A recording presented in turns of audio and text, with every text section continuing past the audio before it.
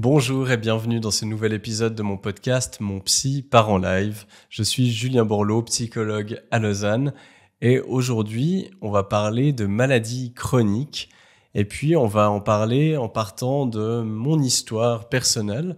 Donc ça va être un épisode peut-être un peu plus personnel que d'habitude. Je vais vous parler de mon parcours avec ma maladie chronique, comment c'est arrivé, comment j'ai traversé ça et puis je vais évidemment faire des liens avec des gens qui peuvent souffrir de ça parce que j'en accompagne quand même assez régulièrement dans mon cabinet, soit ciblés vraiment sur cette problématique, soit des personnes qui ont d'autres problématiques et qui vivent en même temps avec une maladie chronique.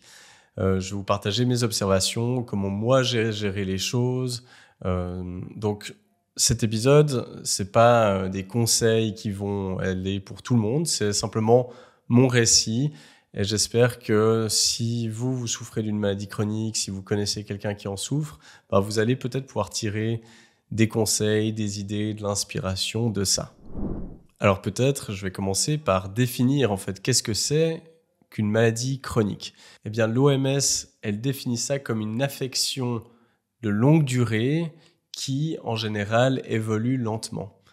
Et surtout, c'est quelque chose où, a priori, on n'a pas encore de traitement. C'est pour ça qu'on l'appelle chronique, c'est qu'on part du principe qu'il faut s'attendre à l'avoir toute notre vie. Alors dans ces maladies chroniques, eh bien, il y a toute une part où c'est simplement qu'on ne connaît pas encore vraiment soit les causes exactes, soit la solution qu'on peut y amener. Et du coup, on les considère comme des maladies chroniques, mais on a toujours l'espoir que certaines maladies qu'on considère comme chroniques aujourd'hui, eh bien, on y trouve des solutions et qu'elles passent dans une autre catégorie. Dans le paquet des maladies chroniques qu'on peut trouver, eh bien, souvent les symptômes qui vont être le plus présents, ça va être des douleurs, ça peut être des douleurs articulaires, des douleurs musculaires, ça peut être ciblé sur certains organes, ou bien ça peut être d'autres affections qui vont toucher certaines capacités physiques qui vont être plus ou moins handicapantes en fonction de la maladie et surtout en fonction des individus, car pour la même maladie, eh bien, on ne va pas forcément avoir le même vécu parce qu'elle n'évolue pas toutes de la même manière. On n'a pas tous les mêmes ressources aussi pour les gérer. C'est là où c'est toujours important de replacer le récit de manière très personnelle et de ne pas faire des généralités. Parce que moi, je connais quelqu'un qui a la fibromyalgie, donc toi, tu dois gérer exactement de la même manière et puis ça va évoluer exactement de la même manière. Ça ne marche malheureusement pas comme ça. Alors, comment ça s'est passé pour ma propre histoire personnelle ? Eh bien, moi, il se trouve que j'ai déclaré ce qu'on appelle une RCUH. Le terme entier, c'est rectocolite ulcéreuse hémorragique. Ça ressemble un peu à la maladie de Crohn, qui est peut-être un nom que vous avez plus entendu, qui est finalement une inflammation de tout le tube digestif pour la maladie de Crohn. C'est-à-dire que c'est une maladie auto-immune. Donc en fait, c'est le système immunitaire qui se retourne contre notre propre corps et qui considère qu'il y a un problème en fait dans notre propre corps.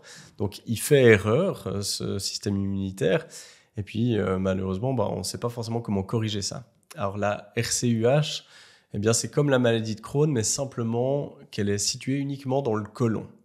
Et moi, eh bien, ça s'est déclaré dans un contexte de surcharge de travail, c'est-à-dire que j'étais employé dans une association. J'avais plusieurs jobs à cette époque-là.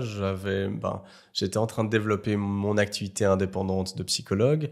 Je travaillais, je crois, à 50% dans une association. Je travaillais encore de temps à autre ailleurs. Et puis, je faisais encore parfois des veilles le soir dans un foyer où je dormais sur place. Donc, j'avais déjà un emploi du temps très chargé. Et puis, il se trouve qu'il y a eu un peu une erreur dans le comptage de mes heures dans l'association où je travaillais.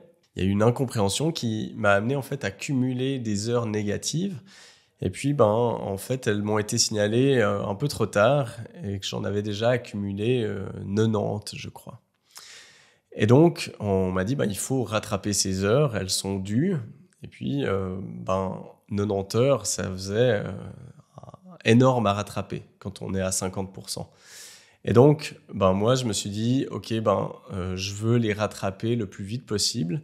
Et je crois que ces 90 heures, je les ai rattrapées en 1 mois ou 1 mois et demi, quelque chose comme ça. Mais sauf que j'avais toujours toutes mes autres activités à côté. Donc, voilà, j'ai bossé jour et nuit.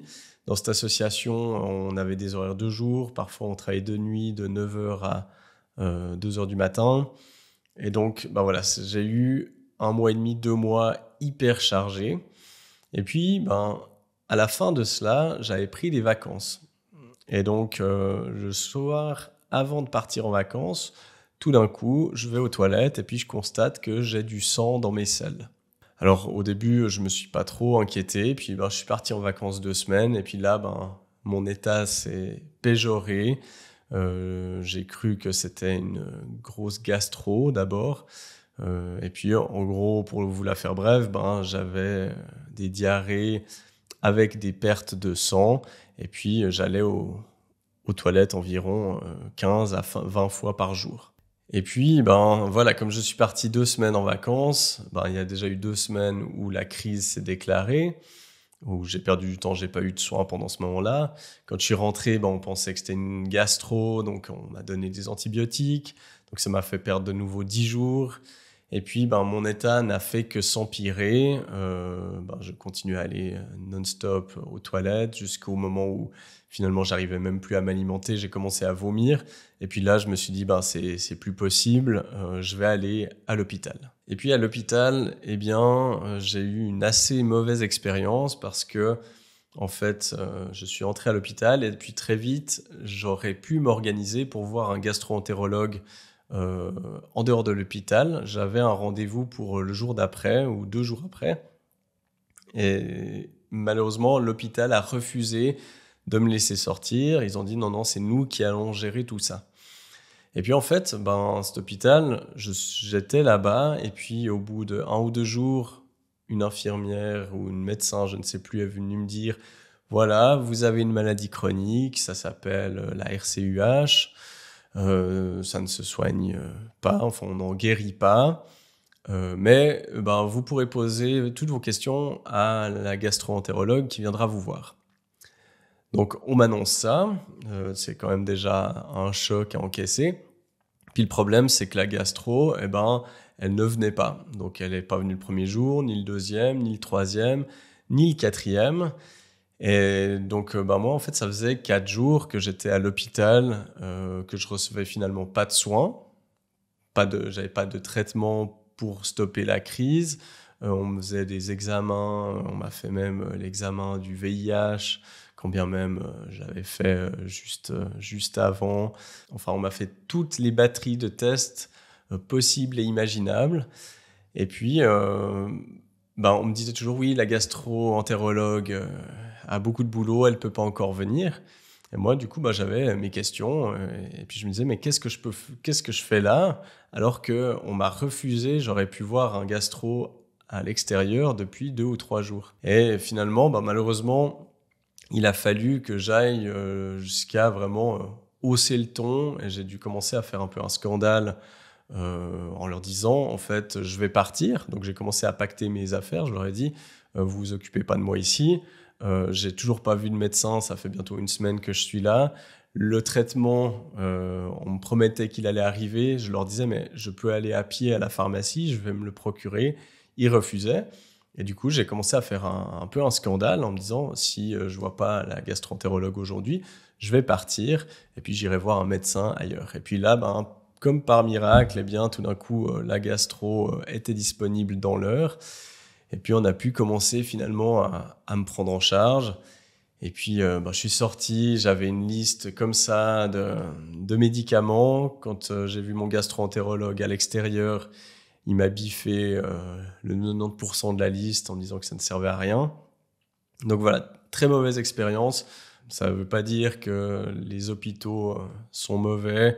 Mais voilà, comme partout, ça arrive d'avoir des mauvaises expériences. Mais sur le moment, c'était vraiment très désagréable. Et puis après, il s'en est suivi un début de traitement avec de la cortisone pour calmer vraiment la crise inflammatoire et finalement tester un premier traitement immunosuppresseur, puis finalement en trouver un deuxième parce que le premier, je répondais pas bien à ça. Donc, en gros, il s'est passé environ 3 mois, je crois, entre le début de la crise et le moment où on a commencé à trouver un traitement qui faisait effet.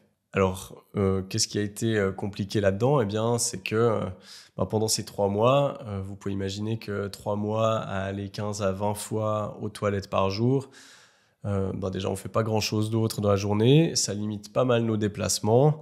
Et puis, j'ai surtout perdu énormément de poids. J'ai perdu 10 kilos, je crois, en un mois. Des kilos que j'ai dû reprendre par la suite. Et puis, les traitements à la cortisone, c'est quelque chose... alors, j'ai plutôt bien répondu à ça, mais j'ai pas eu trop d'effets secondaires. J'ai eu juste un peu de l'acné qui est venu. Et par contre, au niveau émotionnel, c'était plus compliqué parce qu'avec la cortisone, eh bien, ça me mettait vraiment... j'étais sur les nerfs. Pour vous dire, je suis parti juste après ça. J'avais 6 mois sabbatiques au Canada avec ma compagne et j'étais encore sous traitement de cortisone. Et vraiment, du coup, c'était un moment de ma vie. J'étais là-bas plus ou moins en vacances, je faisais du bénévolat, mais c'était très tranquille, j'avais pas de facteur de stress. Et pourtant, j'étais sur les nerfs, le moindre inconvénient, ça me faisait vraiment péter un câble. Et puis, dès le moment où j'ai arrêté la cortisone, eh bien, j'ai retrouvé mon tempérament tout à fait normal. Et puis alors, passé cette crise, ensuite, il vient le temps d'apprendre à gérer ça. Alors, je vais vous indiquer comment moi je l'ai géré. Et c'est là où c'est la partie qui est très personnelle, parce que il n'y a pas de juste ou de faux, chaque expérience est différente, la sévérité des symptômes est différente, mais voilà, je vais vous révéler comment moi j'ai fait, puis peut-être ça pourra inspirer certaines personnes. Ma première façon de gérer ça, c'était un peu go with the flow. Ça veut dire que j'ai suivi finalement ce qu'on me disait. J'ai suivi le personnel soignant, j'ai suivi les instructions de mon médecin. Je me suis dit que je lui faisais confiance et puis que j'allais pas commencer à m'opposer à certaines choses, quand bien même ça m'enchante pas d'avoir un traitement immunosuppresseur. Mais je me suis dit, voilà, en fait, c'est pas moi le professionnel là-dedans, je vais me laisser guider.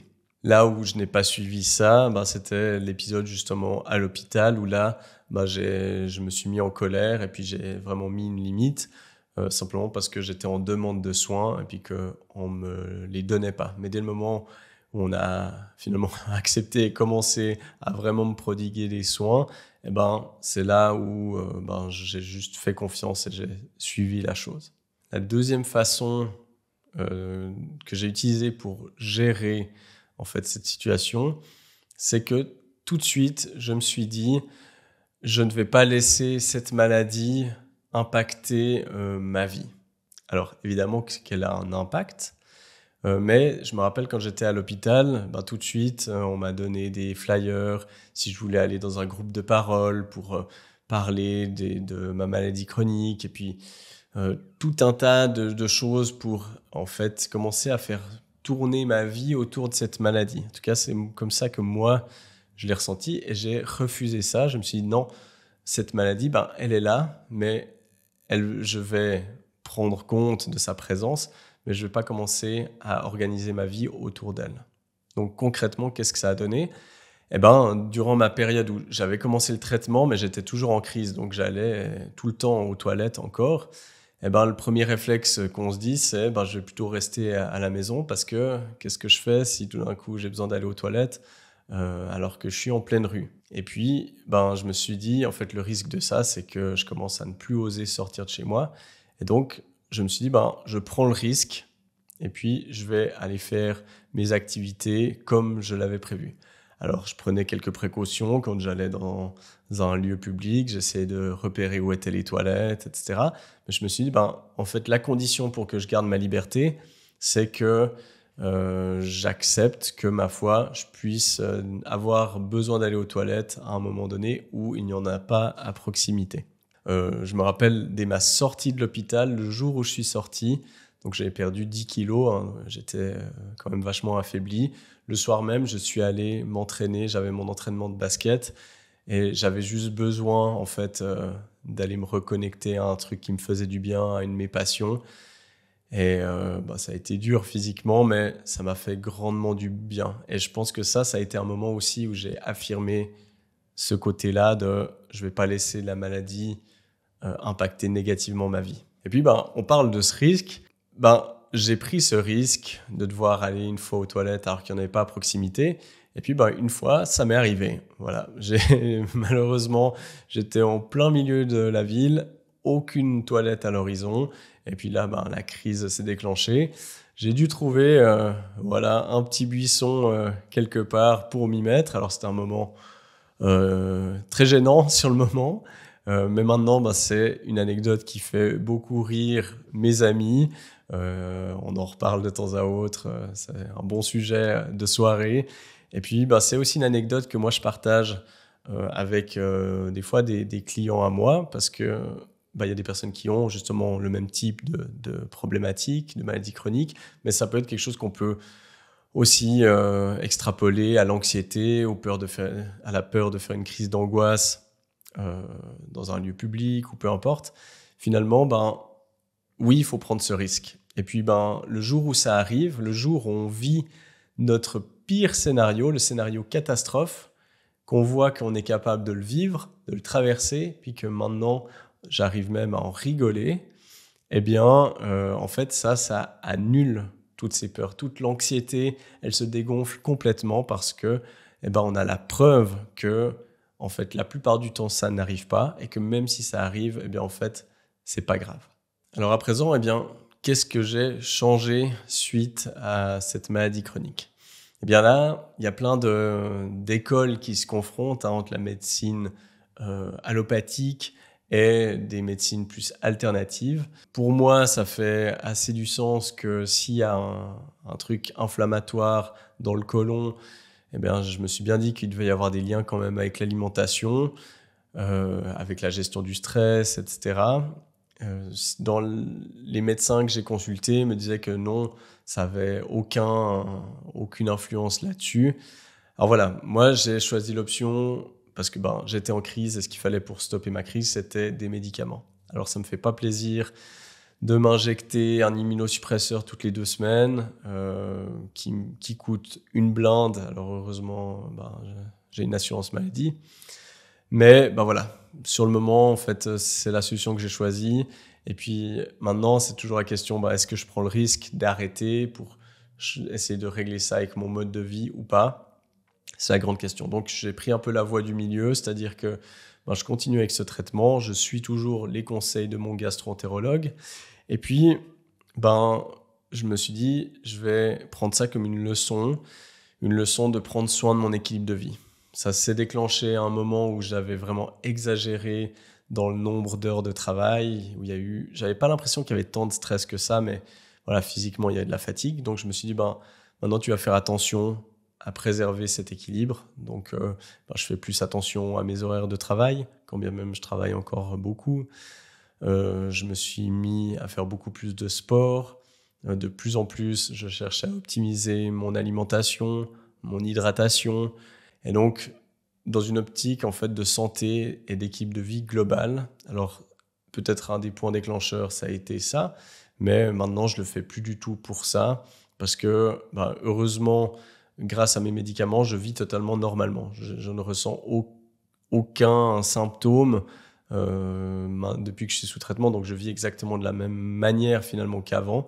Sauf que maintenant, j'ai changé certaines habitudes dans une optique de je vais prendre plus soin de moi et de mon équilibre. Alors, je vais peut-être terminer en vous donnant quelques conseils. Alors évidemment, ces conseils, comme je l'ai précisé auparavant, ils sont basés sur mon expérience, ma vision des choses. Donc, prenez-les comme tels. S'ils vous parlent, tant mieux. S'ils ne vous parlent pas, tant pis. Ce n'est pas la vérité absolue. Moi, un truc que je conseille, c'est de faire très attention aux interprétations psychocorporelles. Parce que c'est quelque chose qu'on m'a beaucoup servi C'est-à-dire, voilà, il y a une maladie chronique, puis tout de suite, il y a des gens, notamment des thérapeutes un peu alternatifs ou comme ça, quand j'étais dans des formations, par exemple, qui tout de suite allaient me dire « Ah, tu as ça, c'est parce que tu ne sais pas mettre tes limites ou tu t'es mis trop de côté ou ceci, cela, ou c'est quelque chose que tu as mal digéré. » Comme il y a des gens qui vont dire bah voilà, vous avez des douleurs au dos, c'est parce que vous portez le poids de quelque chose. Alors, bien sûr que ces interprétations, elles sont intéressantes d'une manière philosophique. Des fois, on peut trouver des liens avec ça. En tout cas, je pense qu'il faut le prendre comme « Ok, si je mets cette symbolique, est-ce que ça me parle ?» Mais il faut faire très attention avec les liens de causalité. C'est-à-dire, tu as ça, c'est que tu as mal digéré tel événement, parce que, enfin voilà, je veux dire, ça n'a pas de lien de causalité direct, il n'y a rien qui prouve ça. Et puis surtout, en fait, ce genre d'interprétation, déjà quand on est en train de souffrir d'une maladie, on n'a pas demandé à avoir ce genre d'interprétation. Et puis surtout, ça peut être très culpabilisant parce qu'il y a un truc qui nous tombe dessus, puis en plus, les gens viennent nous dire « Ah si tu as ça, c'est parce que tu n'as pas fait ci ou tu as fait ça. » Ce qui est évidemment extrêmement agaçant et ça peut être très culpabilisant. Alors que souvent, les maladies chroniques, le mot qui sort de la bouche des médecins, c'est multifactoriel. On ne peut pas vraiment dire. C'est peut-être un peu la gestion du stress, c'est peut-être l'alimentation, c'est peut-être ceci, cela. On ne sait pas. Donc, un conseil. Alors, si vous êtes des gens qui donnent ce genre de conseils, s'il vous plaît, arrêtez. Et puis, si vous êtes des personnes qui recevez ce genre de conseils, mettez de la distance par rapport à ça parce que vous n'avez pas besoin de ce genre de remarques en plus de ce que vous êtes déjà en train de vivre. Un deuxième conseil que je peux donner, c'est peut-être de chercher à faire un traitement à la fois. Parce que, à nouveau, quand on est dans une crise comme ça, plein de gens vont nous dire « Ah, mais est-ce que tu as testé l'acupuncture ?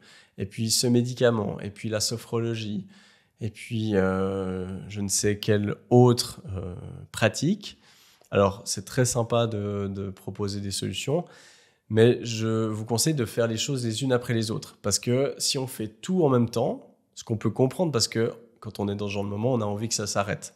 Donc, on serait tenté d'aller chercher de tous les côtés.